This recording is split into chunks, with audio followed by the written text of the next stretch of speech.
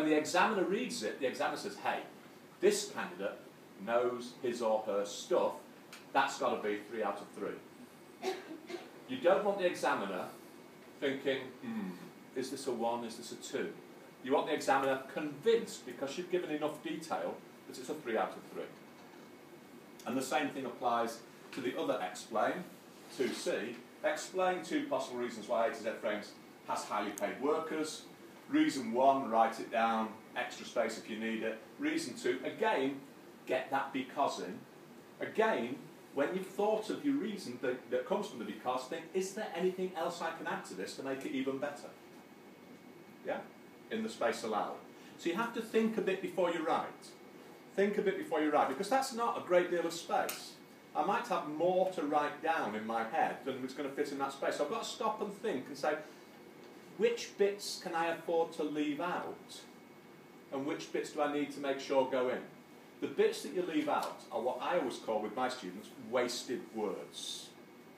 Wasted words are when you, as part of your answer, rewrite the question. Don't do that.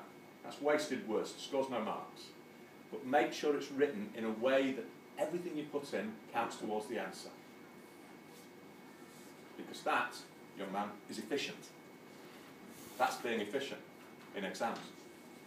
Okay, the biggie, the 9 marker. Do we all know what paragraphs are? Paragraphs. Yeah? I know this isn't an English lesson, but don't imagine that English starts and stops up on the 2nd floor of the Wedge building. English is in every subject. And I think you can't do this question without understanding paragraphs.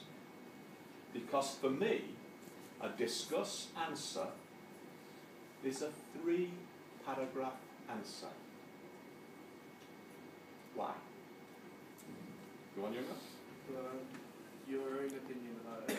Your own opinion about it. Advantage of it and disadvantage. Right, stop with your own opinion. Save that. Put that to the back. Start with advantages, disadvantages. Or, for, against.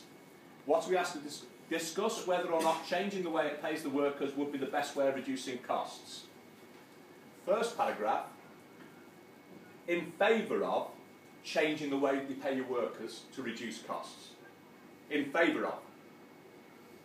Second paragraph, on the other hand. Or, however. Start it with words that show that you're now moving to a contrary point of view. So you do one short paragraph, this is why it's a good idea. Advantages. A second paragraph starting on the other hand, or however, against. So what's my third paragraph? Go on. Conclusion. Conclusion. Which might be your own opinion. What I would say about your own opinion is you don't get marks for saying, I think that. But you might get marks for saying, I think that because. In other words, you've got to explain your opinion for it to be worthwhile for the examiner. Yeah?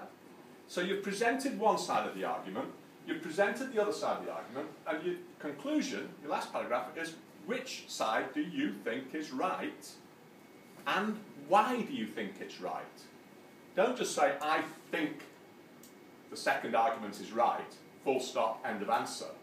I think the second argument is right because. There.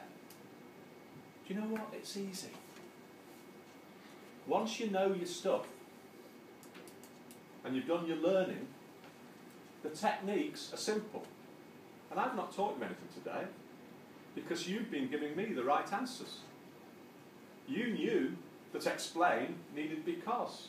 You knew that discuss needed one side and the other side, and then a conclusion.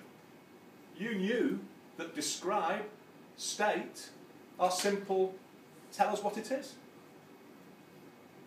All you've got to remember is when you go into the exam and you're under pressure, just remember that. Starts with state, builds up to explain, builds up to discuss. And the game becomes an easy game. Just like football is an easy game, or cricket is an easy game, or hockey is an easy game, when you know the rules of play. Thank you, Mr. Thompson. Are there any questions?